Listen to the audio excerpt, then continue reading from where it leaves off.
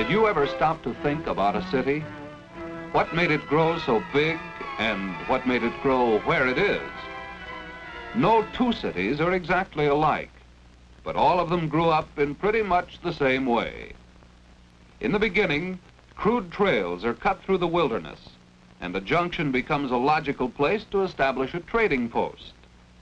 As more and more men use the trails, the trading post becomes a trading center. Rivers, too, are trade routes which cause the town to grow. The surrounding country may be rich in farmland, forests, or mineral deposits. These add to the wealth of the town and draw people to it. Factories rise to turn these natural resources into things men buy. The early trails become roads. Railroads are built. A good harbor becomes a seaport. Roads grow into wide motor highways.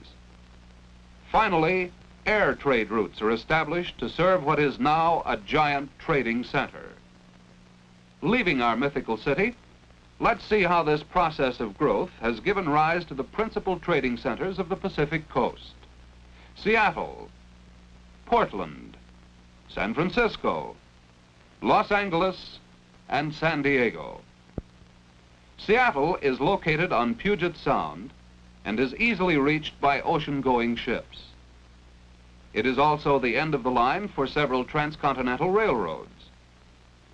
Nearby are lands rich in forests, agricultural products, and mineral resources.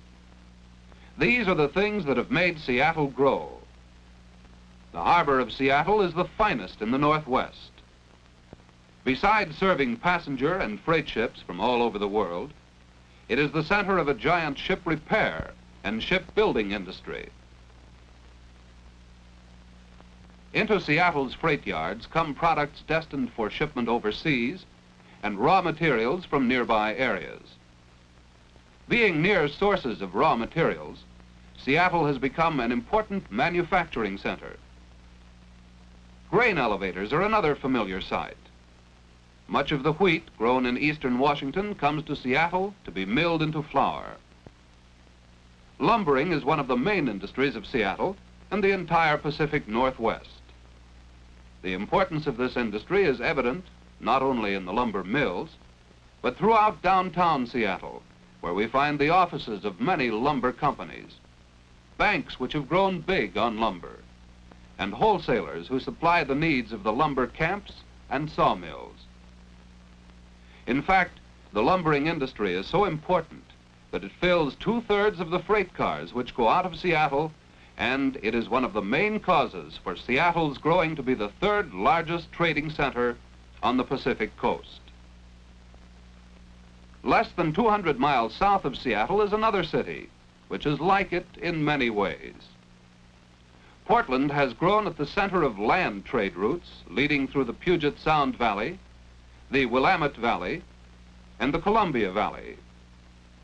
Ocean ships travel up the Columbia and Willamette rivers to a fine river port located about 100 miles from the sea. Like the city of Seattle, Portland is not only a trading center, but the home of a big shipbuilding and ship repair industry. In the same way, grain elevators, flour mills, and lumber mills are all familiar sights around Portland. The dams across the Columbia River have also contributed to the growth of Portland by providing cheap electric power.